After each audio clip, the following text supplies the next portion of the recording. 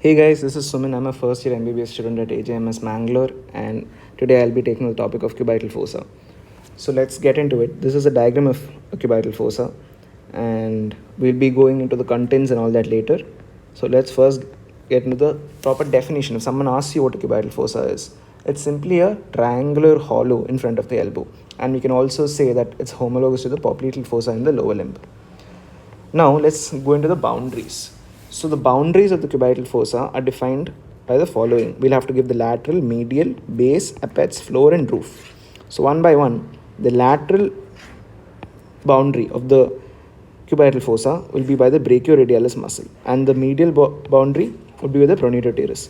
Now here the funny part which you can use is the lateral will be the medial border of brachioradialis, which is this, and the medial boundary of the cubital fossa is the lateral border of the pronator teres, which is this. Then you have the base, which is an imaginary horizontal line formed joining the two epicondyles of the humerus. The meeting point of the lateral and medial boundaries, that is over here you have the lateral and you have the medial boundaries. They overlap to form the apex, which is noticeable over here. And then now the floor of this will be formed by the two muscles, which is brachialis and supinator. You can notice that here you have the brachialis and the supinator. This is what forms the floor of the cubital fossa.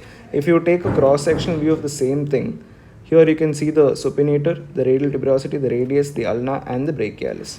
So this is the cross-sectional view of the same thing. Now the last part which I left, this is the roof. So the roof, we have different structures which we'll get into now, from the superficial to the deep, the different structures in the roof of the cubital fossa. This is also has some clinical importance, so here we'll have to focus a little bit. First we have skin, and then we have the superficial fascia containing the median cubital vein which joins cephalic and basilic. Now I'll show you these structures. You have the cephalic vein and you have the basilic vein. Now these two structures are being joined by the median cubital vein, which is right here.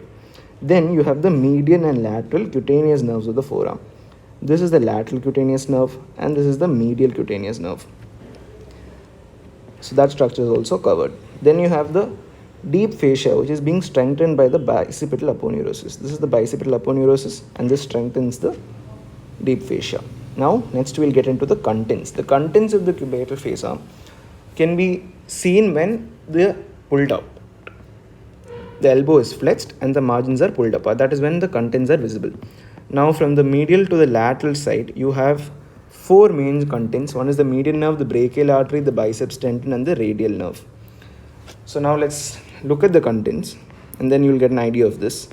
First is the median nerve. It's given that it passes between the two heads of the pronator teres. So let's look at that. This is the median nerve and this is the pronator teres. So it passes between the two heads of the pronator teres. And then you have the brachial artery, that is this, which goes on to divide into the radial and ulnar arteries. The radial artery is superficial while the ulnar artery is deep and passes into the pronator teres. So here you can see the radial artery is superficial and the ulnar artery goes on to the pronator teres. Now you have the biceps tendon, which is visible here. This is the biceps tendon and these are the structures. One is median nerve, brachial artery, tendon of biceps and radial nerve, the superficial branch of the radial nerve. Now since all of us love mnemonics, I'll just put in a mnemonic to remember the contents of the cubital fossa. So this is the two which are used.